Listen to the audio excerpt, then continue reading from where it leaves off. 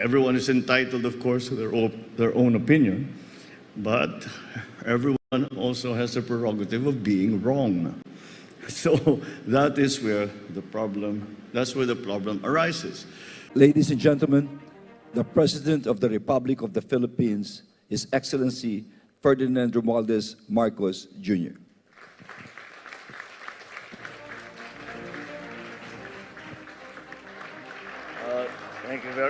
Thank you very much to the Secretary of the Interior and Local Government, Secretary Benhur Abalos. Please take your seat.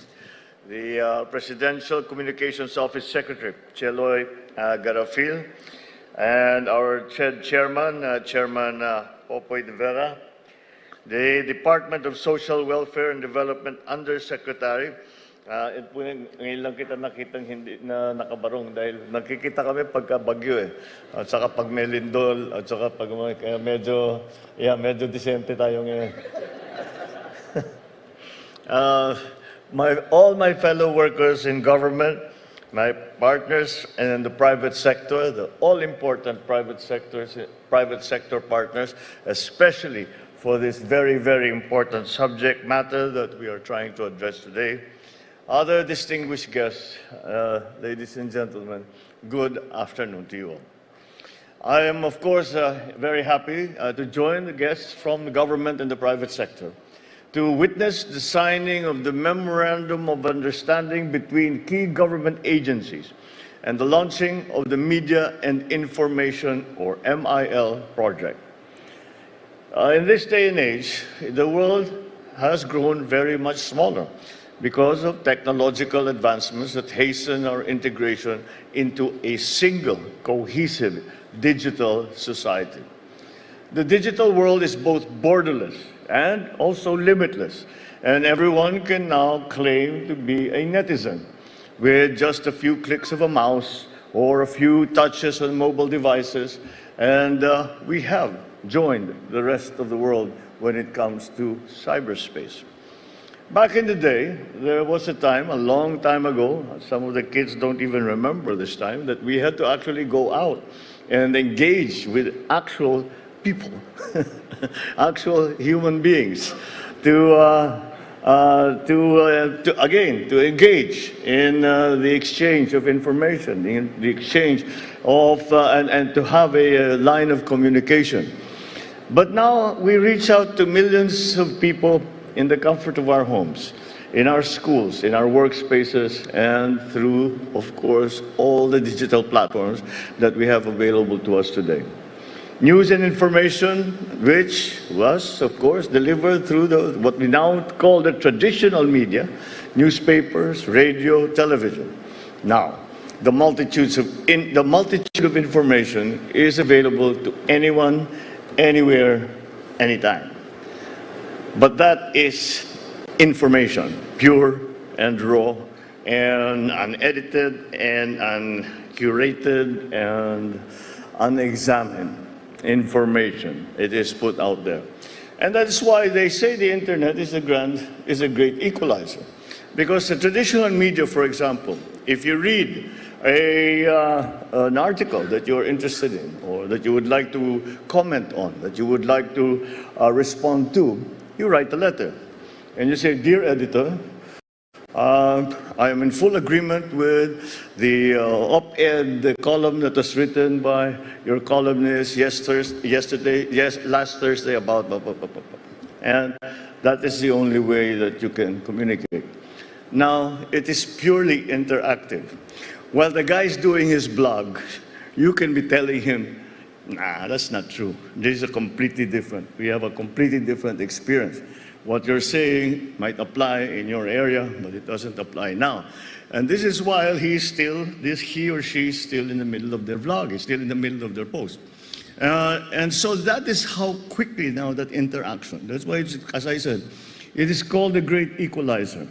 And because anyone can be part of the digital world. But therein comes also the problem. When you talk to, for example, political commentators and say you have been working for the New York Times for the last 35 years in the Middle East. Or you have been working for Financial Times in Hong Kong for the last 35 years. And now we get our opinions not from that fellow who has been working in one place for 35 years, but we don't know where it's coming from anymore.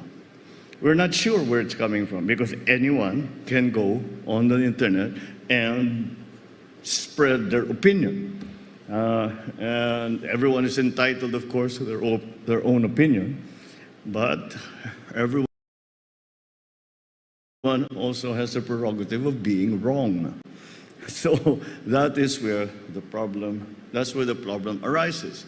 Because there used to be a joke when we would say, it must be true, I read it in the paper. And people would say, don't believe everything that you read on the paper. We also hear the same thing now. It's on the internet, it must be true. And there, again, there's that we see, because they see that we are not sure. When we talk to that reporter or the commentator or the author who has been working at a certain thing for his entire life, their entire lives, and now they have somebody who is a 14-year-old who's just having fun and doesn't really know much about what they're talking about, come on the internet and say, and this is regarded with equal credibility. Because it's very hard for us to know, because it's also new. It's very hard for us to know exactly. So you go back, you do a little research. You find out who is this person. When one of the best examples of this happening was during pandemic. You would look, these people would say, this is thing that you can do, but they're saying, be pro-vax, anti-vax, do you wear a mask, don't wear a mask, it's a political statement. We were all confused. And there was very little that you could do to find out, except to find out who these people were. And there's a funny example. A friend of mine sent me, I said, you should read it, during the lockdown, you should read this. This guy makes a lot of sense. Medyo may pagka-outrageous yung kanyang mga advice. So binasa ko, and I said, well, the only best way to do this is to find out who is this guy. Baka naman Mayo Clinic, di ba? Baka naman nasa Stanford Center ng research. So I watched, I looked, and it was a pathologist. And I told my friend, I said, why are you listening to a pathologist? If they make a mistake, it doesn't matter, their patients are already dead. So we should not be listening to these people. And that's what we are attempting to do here. What we are attempting to do here is specifically, as Secretary Chelo mentioned, we also direct our attention to young people because they are the most involved. They are the ones who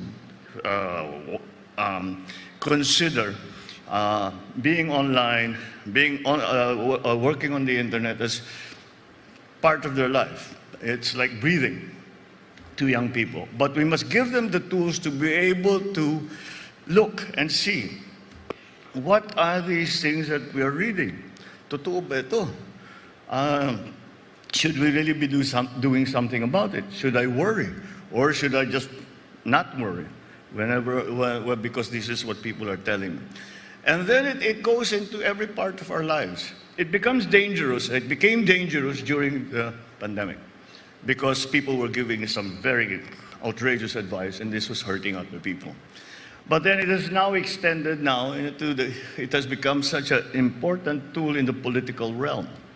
And we all hear about fake news. We all hear that the entire campaign, I've heard this in reference to somebody I know, that their entire campaign was based on fake news.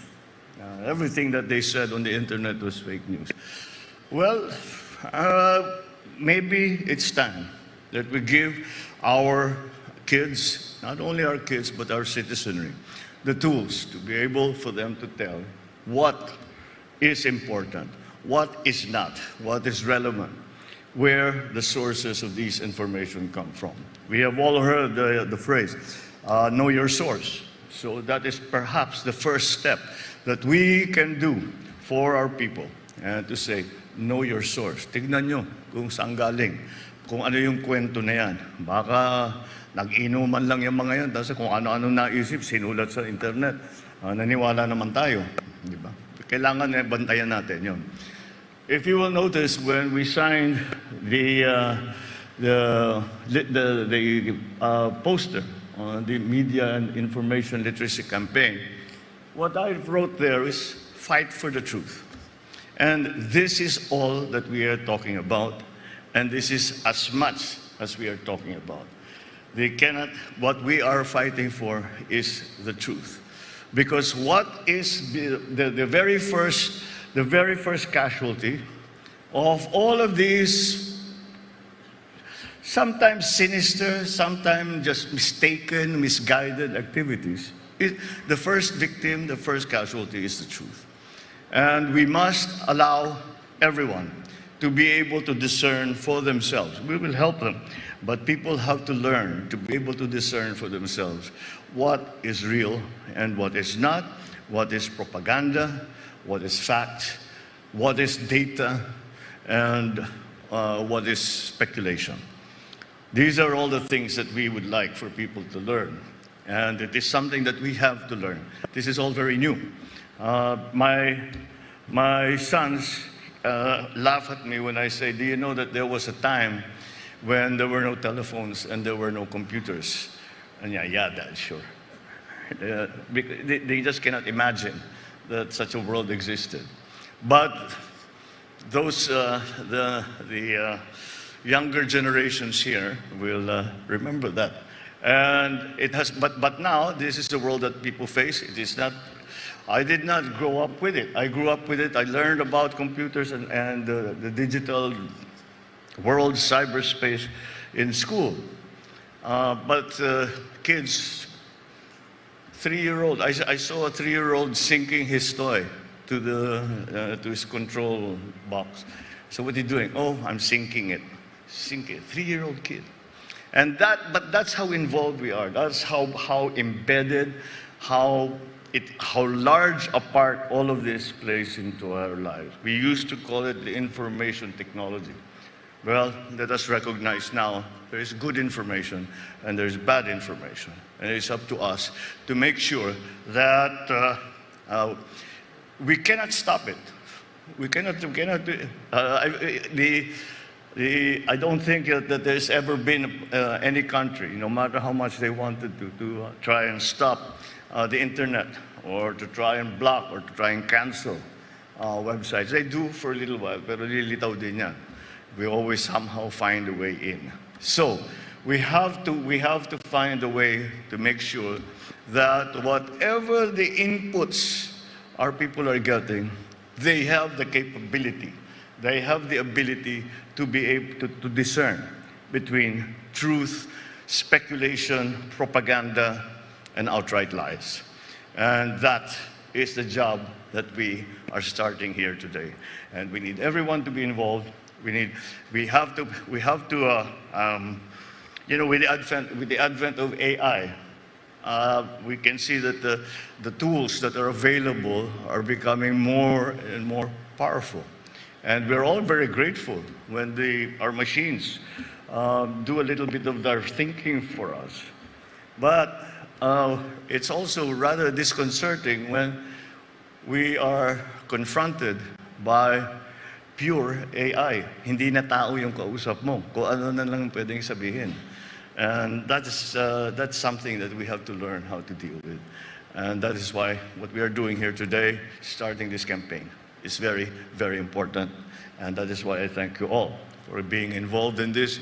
It is immediate, it is urgent, and although I think that if we put our minds to it, there is a way to allow our people to be able to discern from truth and everything else. Thank you, and good afternoon.